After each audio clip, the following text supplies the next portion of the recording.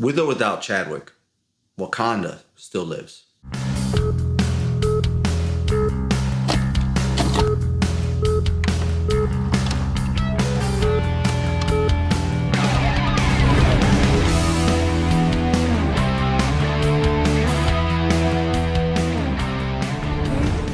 What's going on, people? My name is Alex Thorn, and I'm a rock and roller who likes to watch movies in his downtime while wearing a bandana.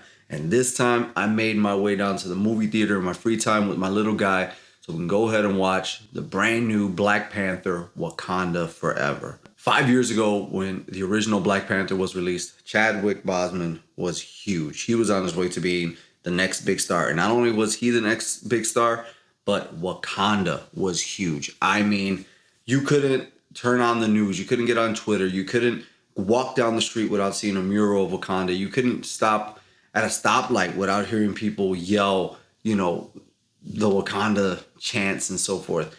And at the time, I really didn't know or understand what it meant. But my little dude is half black. His mother's black. And I completely saw it in a different way after a while. Way after I watched the original Black Panther, I started to make sense to me. I think it started to make sense to me once Chadwick Boseman died. And that kind of led me into, you know what? I understand why they're making a second movie, because Wakanda and its meaning really is bigger than one person. So with that, we go into Wakanda Forever. And the movie starts out with addressing the fact that the king has died and he was sick. And I love that they kind of crossed that real life and mythical fictional character with the same thing. And, they celebrate his death. But his sister, she's incredibly hurt. And apparently what I missed from memory of the first movie was that there was several different Black Panthers throughout the years. Chadwick was just the most recent one. The sister, who is definitely the main focus of this new movie, along with another new character that comes about later on. She does a great thing. She does a great role. There's a couple people that are introduced in this movie that I'm a little iffy on. I'm not sure. I kind of feel like they were there to represent the everyman type of character, a more relatable character in this world. But she does good. And then who does exceptionally good is the mother. Angela Bassett still has it. She freaking walks out. The moment she walks out, you see her arms, they're almost as cut as mine, brah. And she looks amazing. She does amazing in the movie. And the visuals, I'll get into that a little later, but everything just kind of ties in really well. I think one of my biggest issues with the original Black Panther was I couldn't buy into the technology that they were doing. Myself, I was just like, here we go, CGI mess. Just a bunch of CGI thrown in your face. In this movie, the CGI and the tech that they're using isn't that distracting, except for one person. Again, that new person that gets introduced in this movie. I'll just refer to her as the scientist, the American scientist. That gives me vibes of like Iron Man, and that's exactly the kind of superhero movie I don't want to watch with the armor and all this stuff. But, they do really well. And as the story progresses, they're looking for the next, who's going to step up and take the place of Chadwick Boseman and the Black Panther. And right now they can't really decide. They have this incredibly valuable vibranium and everybody wants a piece of it. And of course, every other nation is trying to play like, you have to, share this with us, because if not, we're afraid of you and what it can do. And she's like, no, we keep it from you because we're afraid of you. The world should be afraid of you, not afraid of us or of its technology. We kept it fine. And the whole thing kind of centers around that vibranium and how valuable and precious it is and how people want to get a hold of it. I'm sorry I don't know her name, but the woman from The Walking Dead, who is also in this without the hair and she's bald. There's a running joke early on in the movie that they keep on making fun of her being bald in several different instances. And thankfully, the sister of T'Challa doesn't, she does laugh with it, but she doesn't, engage with it, which I'm grateful for. I'm happy about that. But her head and her being bald gets brought up several times. I don't really like that. There's something that rubbed me wrong about that. In this one, they introduced a new ally, villain, depending on where you're at in the movie, by the name of Namor, which was like no amor, or I would say where I come from, sin amor. But Namor, without love, it's something. I think my biggest issue with any of these type of superhero movies is like there has to be something that slows these guys down. And I get it. With this one, I understood what it was. But he seems so powerful. And then his people are straight out of Avatar. That's really what it is. It's kind of like Avatar versus Wakanda people. And that's what you get. I thought the special effects in this movie were really good. There was several times. In fact, there was like a person to my right below me who mentioned it.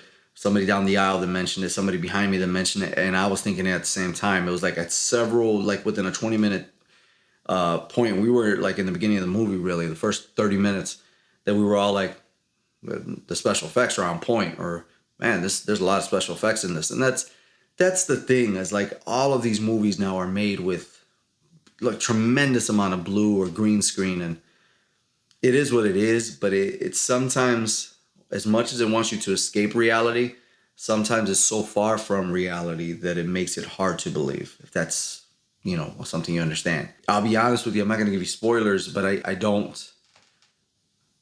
see where the movie went towards the end, especially with the Avatar people, the Mexican Avatar people being so powerful and so strong. I was just like, this is not doing Wakanda any favors. It really isn't. In order to get to the end of the movie where we have the next Black Panther, it's very obvious who it's going to be. But at the same time, once that happens, I didn't buy into it. You may, but I did not. I was just like, I know that's where it's going, but it doesn't look right. And I kind of felt that way throughout it. And this movie, by the way, is very, very, very female heavy. Like what they try to do in the first one, we got it. In the second one, it's like, oh, we're trying to empower women now, and Black women. And as a man, I found it kind of like, what's in this for me? I would say the only thing that kind of like appealed to me as a guy, like, oh, this is somebody I can root for, somebody that represents me, was M'Baku, who is really the only sense of a man in that movie that, yes, we have Namor, but Namor doesn't have the screen presence of M'Baku. And Namor is really about, all of these extra things that he has that make him so powerful, versus M'Baku is more like raw muscle power. And I felt like, he was relatable, but there's so little of him in this movie that I'm like, man, the first one really had a lot of things for men and women and, people culture. The second one is like women, and very little man does it bring to it. So I think if you loved part one and you understood that part one is bigger than just Chad Bosman, then you're going to enjoy this movie. But there's one thing I got to say at the end of everything is just, my God, is this movie long. I didn't find it as boring as the first one. I actually fell asleep in the theaters on the first one.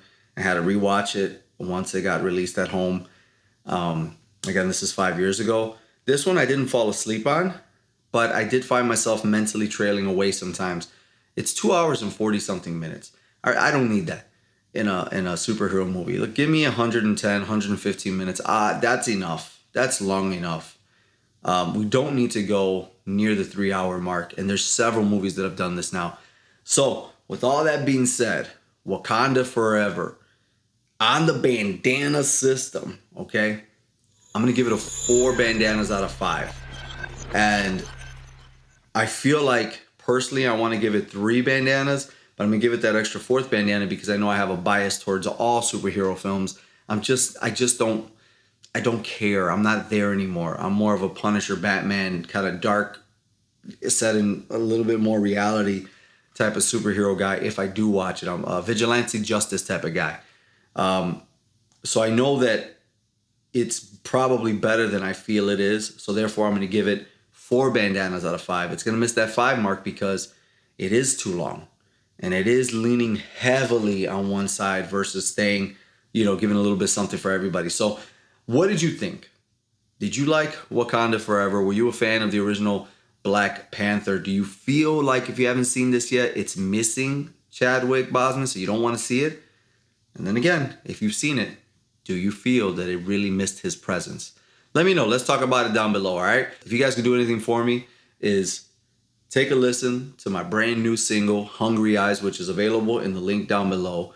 Subscribe to the channel, comment on the video, and like it if you can, because it'll throw me in the algorithm and other people can see this review. And I want to keep on making reviews for you guys. So thank you for giving me your time. Wakanda forever.